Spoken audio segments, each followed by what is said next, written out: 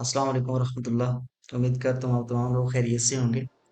तो आज की क्लास का जो टॉपिक है वो है आउटलाइन के हवाले से हम पढ़ेंगे कि आउटलाइन को हम किस तरह डिफरेंट टाइप से उसको हम यूज़ कर सकते हैं अपने डिज़ाइंस के अंदर। और उसके अलावा एक या दो चीज़ें मैं आपको फर्दर और बताऊंगा।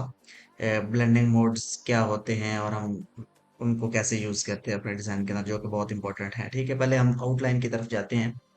फ्री हैंड टूल पे मैं जाता हूँ, जहाँ पे मैंने आपको बताया था कि यहाँ पे एक लाइन सी बनती है। ठीक है, ये फ्री हैंड टूल है, इसको मैं क्लिक करता हूँ। यहाँ पे मैं एक जगह पे क्लिक करके शिफ्ट प्रेस करके मैं दूसरी जगह पे ले जाता हूँ कहीं पे भी। ठीक है, ये हमारी एक लाइन बन गई है। इसी तरीके से अगर फ्री हैंड टूल पे जाते हैं तो यहाँ पे छोटा सा एक नीचे एरो लगा हुआ है, यहाँ पे आप लेफ्ट क्लिक करते हैं तो ये सारे आपके लाइन टूल्स नीचे खुल जाएंगे, जिसमें एक पेन टूल भी है जो बहुत ज्यादा यूज होता है। ठीक है, पेन टूल को हम ले लेते हैं, कहीं पे भी आप एक क्लिक करके दूसरी जगह पे कहीं पे भी आप इसको क्लिक करवा सकते हैं। ठीक है, फिर आगे ये इस तरीके से चलता रहेगा। ठीक है, तो अब ये एक इसको खत्म करना हो, मतलब वो पेन टूल है वो यहाँ से यहाँ तक, अब ये खत्म नहीं हो रहा तो यहाँ पे मैंने दोबारा क्लिक किया। जितनी आपने शेप बनानी है वहां तक क्लिक करके, तो आपका जो एस्केप वाला बटन होता है, ESC, बिल्कुल टॉप पे बटन होता है कीबोर्ड के, उसको आप प्रेस करेंगे तो ये एंड कर देगा। ठीक है, दोबारा अगर वहीं से स्टार्ट करना है तो दोबारा वहीं पे क्लिक करेंगे तो ये वहीं पे स्टार्ट कर देगा। ठीक है, सही हो गया। ओके, अब आउटलाइन का क्या मकसद होता है कि कहीं पे भी आपने एरो बनाना है या इसको किसी तरीके से यूज करना है, वो हम किस तरह डिजाइन में यूज करते हैं। तो यहाँ पे आप ऊपर एक देख रहे हैं पेन का आइकन बना हुआ है। ठीक है, जैसे ही आप इसको डी सेलेक्ट करते हैं तो वो चला गया। जैसे ही आप आउटलाइन को दोबारा सेलेक्ट करते हैं तो वहां पे पेन का एक आइकन है। ठीक है, इसको आप जैसे ही एरो डाउन क्लिक करेंगे तो ये इसकी कुछ पॉइंट्स में, पिक्सल्स में ये कुछ अपनी बता रहा है कि 25 पिक्सल्स पे कितना होगा, 20 पे, 16 पे, किसी हम एक पे क्लिक करके चेक करते हैं तो ये देखें इसकी ये विड्थ बढ़ रही है। ठीक है, ये देखें इसकी ये विड्थ बढ़ रही है, ये इसकी मोटाई बढ़ रही है। ठीक है, मैं मजीद इसको बड़ा करता हूँ तो ये 25 पे कुछ इस तरह हो जाएगा। ठीक है, ये एक तरीका कार है इसको यूज करने का। इसको मैं साइड पे रखता हूँ, कॉपी करके बाद में यूज करेंगे इसको। ठीक है, अब इसको मैंने क्लिक किया, तो अब जैसे ही मैं शेप टूल लेता हूँ तो ये देखें इसके अंदर वही एंकर पॉइंट बन के आ गए, जिनको मैं कर्व भी कर सकता हूँ, जिनको मैं तोड़ भी सकता हूँ। ठीक है, कुछ भी कर सकता हूँ, तो मैं सारों को सिलेक्ट करता हूँ और मैं इनको कर्व कर देता हूँ। यहाँ पे मैं इसको, ये कर्व नहीं हुआ, यहाँ पे क्लिक करता हूँ, कर्व पे गया, क्लिक किया और यहाँ पे थोड़ा सा इसको हम राउंड कर दिया। यहाँ पे इसको क्लिक किया, कर्व हुआ भाई ये, इसको मैं थोड़ा सा राउंड कर देता हूँ। ठीक है, ये कुछ इस तरह की एक शेप बन जाएगी आपके पास। सही है, अब क्या होता है इसकी मजीद प्रॉपर्टीज को अगर हम देखें तो वो कहाँ से देखेंगे, आपके कीबोर्ड के ऊपर एक F12 का फंक्शन की होती है। जैसे ही आप उसको प्रेस करेंगे तो ये आपके पास आउटलाइन पेन के नाम से एक डायलॉग बॉक्स ओपन हो जाएगा। इसको आप कहीं पे भी उठा के लेके जा सकते हैं। अब इसके अंदर क्या है कि आपकी आउटलाइन का कलर क्या होना चाहिए, आप यहाँ से कलर वगैरह इसका सिलेक्ट कर सकते हैं। ठीक है, यहाँ पे इसको व्हील को मूव करके, ठीक है, इसका कलर सेलेक्ट कर सकते हैं। अब क्या करेंगे आप, इसकी विड्थ यहाँ पे सिलेक्ट कर सकते हैं कि क्या होनी चाहिए, विड्थ इंचेस में होनी चाहिए, मिलीमीटर्स में, पिक्सल में। जैसे एज मैंने आपको बताया था कि हम एक पेज बनाते हैं तो उसका वो हमें सेलेक्ट करना पड़ता है, इंचेस में हो, पिक्सल्स में हो।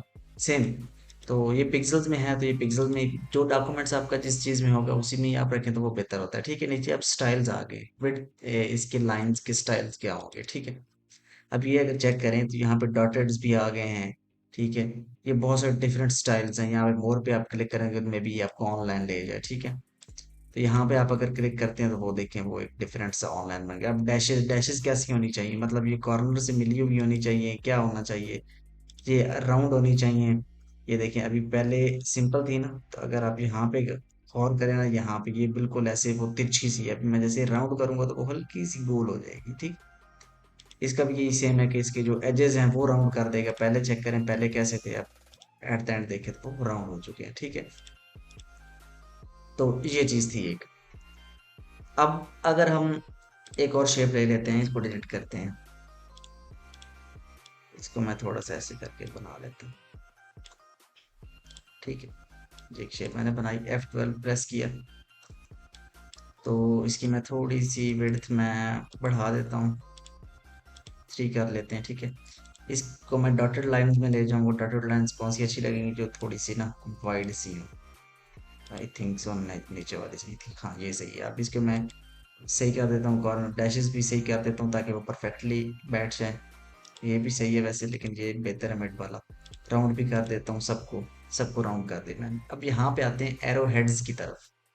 ठीक है, अब एरो हेड्स का क्या मतलब है कि जहां से आपने लाइन बनानी शुरू की थी यहाँ से, वहां पे आपकी लाइन किस टाइप की शो हो। जैसे ही मैं इस पर क्लिक करता हूँ तो यहाँ पे ये बहुत सारे एरोज शो कर देता है मुझे। ठीक है, फॉर एग्जांपल मैं ये वाला सेलेक्ट करता हूँ तो वो देखो बिल्कुल उसके एंड पे वो आ गया है। ठीक है, यहाँ से जब हमने लाइन स्टार्ट की थी। अगर इसी तरह नेक्स्ट ये वाला हम सिलेक्ट करते हैं, इसके आगे हम फॉर एग्जांपल ये लगा देते हैं, या हम ये लगा देते हैं, फॉर एग्जांपल ऊपर चले जाते हैं ये लगा देते हैं, तो वो बिल्कुल हमारा देखें वो एक एरो सा बन के, जैसे वो तीर नहीं होता, ये सेम वही चीज बन चुकी है यहाँ। ठीक है, दोबारा हम इसको सिलेक्ट करते हैं, F12 पे जाते हैं। तो यहाँ पे एक और चीज मैं आपको बताता हूँ कि इसकी स्ट्रेचिंग वगैरह होती है, आप इसको स्ट्रेच कर सकते हैं।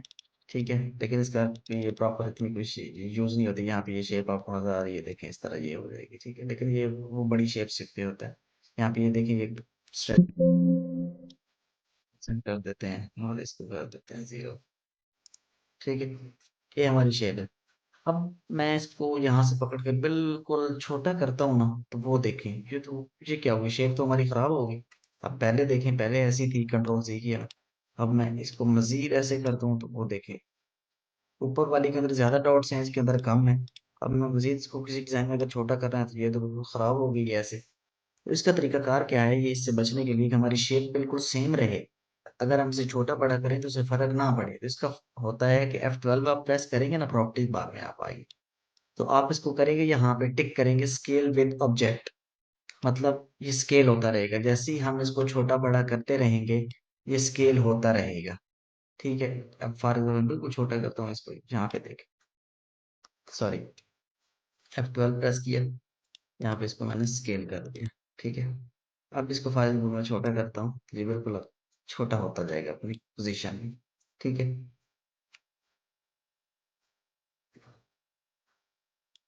बिहाइंड फिल भी कर दें साथ ही। ठीक है, ये भी छोटा होता जाएगा। सही है, इसको मैं डिलीट करता हूँ, इसको भी मैं डिलीट करता हूँ। तो हम एक शेप ले लेते हैं, इस तरीके से हम एक शेप ड्रॉ करते हैं। इसके अंदर मैं रेड कलर फिल करता हूँ और साइड पे इसकी आउटलाइन देता हूँ ब्लैक। ये देखें आप, आउटलाइन का वो आया है टॉपिक। F12 प्रेस किया मैंने, F12 से इसकी मैं विड्थ फुल बढ़ा देता हूँ। अब आपको यहाँ पे एक चीज़ समझानी है कि ये देखें, ये जो आउटलाइन है ये कहाँ पे है, पोजीशन इसकी कहाँ पे है। अभी मैं फॉर एग्जाम्पल ये फर्स्ट वाले प्रेस करता हूँ, आउटसाइड चली जाएगी, मतलब ये जो रेड वाली शेप है ना, ये इसकी बैक साइड पे चली जाएगी ये। वो देखें, मतलब कि जैसे शेप पूरी नजर आएगी हमें, और ये जो आउटलाइन है ये बाहर की तरफ चली जाएगी। अगर ये मैं करता हूँ तो ये सेंटर्ड आ जाएगी, मतलब आधी शेप शेप यहाँ पे आधी हमारी है और आधी यहाँ पे अंदर है। ठीक है, ये बिल्कुल इसके एग्जैक्ट ऊपर आ जाएगी, और इसे अगर मैं करता हूँ तो इन साइड आ जाएगी। ठीक है, अब इसका डिफरेंस देख लो, ये पहले आउटसाइड थी, मिडल है, और ये इनसाइड है। ठीक है, अब इसको हम रखते कहाँ पे, हम इसको सेंटर्ड ही रखते हैं। ठीक है, स्केल विद ऑब्जेक्ट कर देते हैं और बिहाइंड फिल कर देते हैं। बिहाइंड फिल करेंगे तो ये शेप की पीछे वाली तरफ चली जाएगी, और हम मैक्सिमम यही रखते हैं। ठीक है, फिर हम इसकी हाइट वेट जो भी हमें बढ़ाना हो हम बढ़ा लेते हैं। ठीक है, एक ये चीज होगी। अब एक और चीज ये होती है, मुझे आपको बताना ये था कि जैसे कि हमने ग्रेडियंट टूल पढ़ा था, हम इसके अंदर ये ग्रेडियंट फिल कर सकते हैं कोई भी उठा के। ठीक है, ये ग्रेडियंट हमारा फिल हो गया। अगर हम चाहते हैं कि हमारी आउटलाइन के अंदर भी ग्रेडियंट फिल हो जाए, तो उसका तरीकाकार क्या होता है। आउटलाइन, अब देखें आउटलाइन के अंदर तो हम सिंगल सिंगल कलर ही फिल कर सकते हैं ना, आउटलाइन के ऊपर हम कभी भी ग्रेडियंट नहीं लगा सकते। जैसे अब जी प्रेस करेंगे तो वो इसी के शो कर पाएगा। तो इसका तरीकाकार ये होता है कि आप अपने कीबोर्ड से कंट्रोल शिफ्ट क्यू, कौन कौन सी की, control plus shift plus Q आप प्रेस करेंगे तो वो क्या हो जाएगा, जो आपकी आउटलाइन है वो अब खत्म हो चुकी है। वो अब एक ऑब्जेक्ट में तब्दील हो चुकी है। मतलब जैसे ये एक ऑब्जेक्ट है ना, इसी तरीके से वो भी एक ऑब्जेक्ट में कन्वर्ट हो चुकी है। अब आप उसकी वो विड्थ हाइट नहीं बढ़ा सकते। अगर आप बढ़ाएंगे तो ये इसके ऊपर वो आएगी।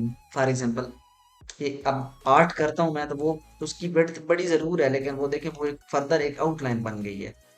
ये देखें वो एक दोबारा से उसके ऊपर एक ऑब्जेक्ट, जैसे इस शेप के ऊपर एक आउटलाइन बनी थी, इसी तरीके से इस ऑब्जेक्ट के ऊपर एक आउटलाइन बन चुकी है। ठीक है, इसको खत्म करते हैं, तो ये एक ऑब्जेक्ट हमारा बन गया। अब इसके अंदर हम जी प्रेस करेंगे इस ऑब्जेक्ट को सिलेक्ट करके, तो यहाँ से हम यहाँ पे आएंगे।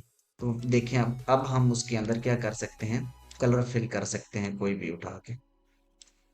ठीक है, तो ये होता है आउटलाइन के अंदर कलर फिल करने का तरीका, ग्रेडियंट फिल करने का तरीका। ठीक है, आउटलाइन के अंदर भी हम इस तरीके से डिफरेंट डिजाइन क्रिएट कर सकते हैं। ये थी हमारी ये आउटलाइन। आप इसके ऊपर आप खुद भी रिसर्च कीजिएगा कुछ, कि आउटलाइन को हम कैसे यूज करते हैं।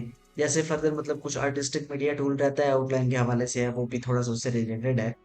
तो जैसे जैसे आगे फर्दर मतलब हम एडवांस चीजें जब देखेंगे ना एंड पे आके, तो तब मैं आपको उसकी वो एडवांस चीजें भी बताऊंगा। फिलहाल तो मैं आपको बेसिक टूल्स इतने बता रहा हूँ कि आप अपने आपके अंदर एक छोटे मोटे डिजाइनर बन सकें। ठीक है, तो बेसिक टूल्स ही मेन चीजें होती है। जब तक आपको बेसिक नहीं पता होंगे तब तक आपको कुछ नहीं पता होगा।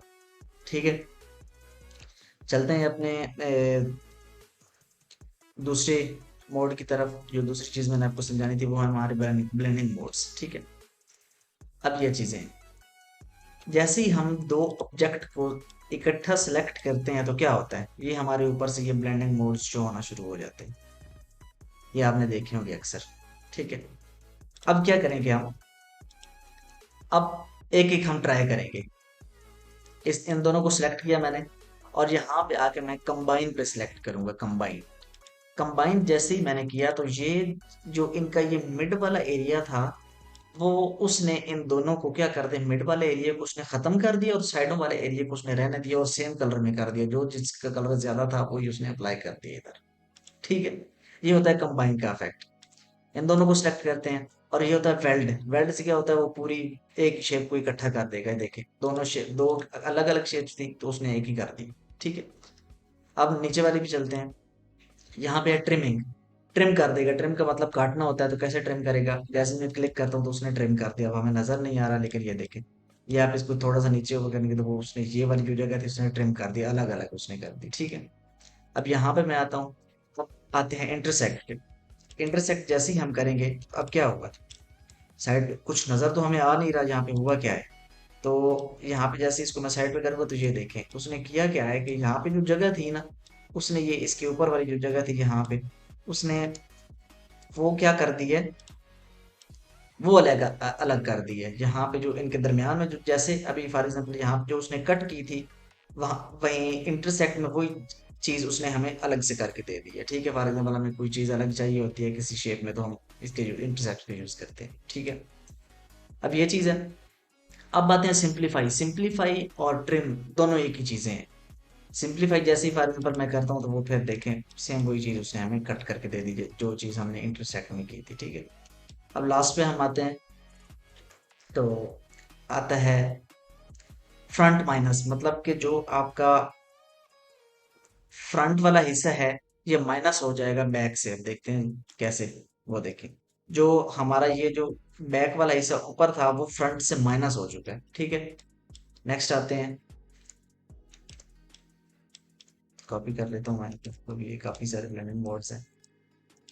अच्छा, इसी तरीके से इसी का वाइस वर्सा है कि बैक वाला माइनस हो जाएगा। मतलब ये सर्कल सर्कल जो है माइनस हो जाएगा फ्रंट वाले से, ठीक है, बैक वाले से। और ये आखिर पे आ जाता है इसका, वो आउटलाइन बाउंड्री क्रिएट हो जाती है इससे। ठीक है, ये एक चीज बन जाती है। तो ये हमारे थे जी ब्लेंडिंग मोड्स। अगर आप इनकी मतलब प्रैक्टिस करना चाहें तो आप इनकी ना गूगल पे जाके आप इसको थोड़ा सा सर्च करेंगे, तो आप इसकी एग्जांपल्स देखेंगे कि एग्जांपल्स में ये क्या क्या बनी हुई हैं, हम इनका कैसे यूज करते हैं। ठीक है, अगर डिटेल्स में आपको ज्यादा एक्स्ट्रा चीजें चाहिए, क्यों अदरवाइज मैं तो आपको बताऊंगा ही बताऊंगा आने वाली क्लासेस में, जैसे जैसे हम डिजाइन के ऊपर काम करेंगे वैसे वैसे मैं ये चीजें भी आपको साथ साथ बहुत ज्यादा ब्रीफ होंगी आपको। ठीक है, अगर आप अपने तौर पे इनको देखना चाहते हैं, अपने तौर पे इनको पढ़ना चाहते हैं, तो वो भी आपके लिए बेनिफिट होगा। ठीक है, तो आज हमने आउटलाइन टूल पढ़ा और ब्रांडिंग मोड्स पढ़े। तो इनके ऊपर अगर आप थोड़ी बहुत खुद से प्रैक्टिस करेंगे तो आपको इंशाल्लाह बहुत मजा आएगा। डिफरेंट शेप्स को लेके उनको ट्रिम करें, इनको वेल्ड करें, इनको कंबाइन करें, माइनस करें, सिंपलीफाई करें, और आउटलाइंस को थोड़ा सा देखें कि उसके अंदर फिल कैसे होता है, ठीक है, और उसको हम किस तरीके से यूज कर सकते हैं, ठीक है। लास्ट पे मैं एक चीज आपको बना के दिखाता हूँ कि अगर फॉर एग्जांपल हम एक बनाते हैं, कोई भी हम ना एक ग्रेडियंट लगा लेते हैं, ठीक है, यहाँ पे, और बस ठीक है, आई थिंक से अच्छा लगे, ठीक है, और इसके ऊपर मैं कर देता हूँ शेप ड्रॉ। यहाँ ये शेप मैंने ड्रॉ कर, इसमें सेंटर कर लेता हूँ। अब क्या करूँगा, मैं इसके अंदर कर लूँगा ये लाइट वाला ना, ब्लू फिल, ये बात कर लूँगा, ठीक है। इसकी मैं आउटलाइन कर दूंगा वाइट, आउटलाइन को मैं बढ़ा दूंगा यहाँ से, ठीक है, थोड़ा सा कम कर, 5 कर दूंगा। अब मैं क्या कंट्रोल शिफ्ट क्यू करूंगा, दोनों को अलग अलग कर लूंगा, ये अलग होगी वो अलग होगी, ठीक है। अब मैं क्या करूंगा कि ट्रांसपेरेंसी रूल हमने पढ़ा था, आपको याद होगा, इसको मैं ऊपर से नीचे तक थोड़ा सा ऐसे कर दूंगा, ठीक है, ताकि वो थोड़ा सा ब्लेंड हो जाए, ठीक है।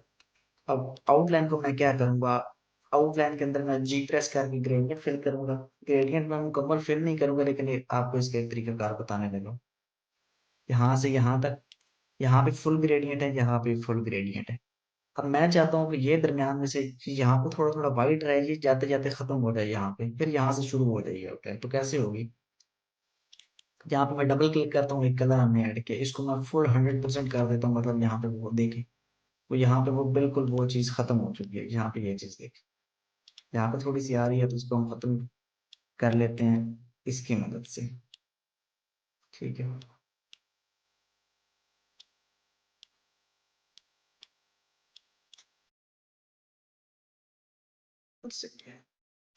ठीक है, तो ये चीज एक चेक करिए, बहुत अच्छा, मतलब एक वो ग्लोइंग सा इफेक्ट दे रहा है, सही है। तो आप इसके ऊपर मतलब कुछ राइटिंग वगैरह भी कर सकते हैं, कुछ मतलब आप जैसे अट्रैक्टिव शेप्स होती है ना, ये वैसे एक बन चुकी है, तो आप इसी तरीके से शेप्स बनाने की कोशिश करिएगा, सर्कल बना लीजिएगा, पॉलीगॉन बना लीजिएगा, ठीक है। तो इंशाल्लाह नेक्स्ट क्लास में फिर मिलते हैं, और आपकी जो भी ये कुछ क्वेश्चन आंसर हुए तो आप वो कर लीजिएगा। तो तब तक के लिए अपना ख्याल रखिएगा, बहुत शुक्रिया, अल्लाह हाफिज।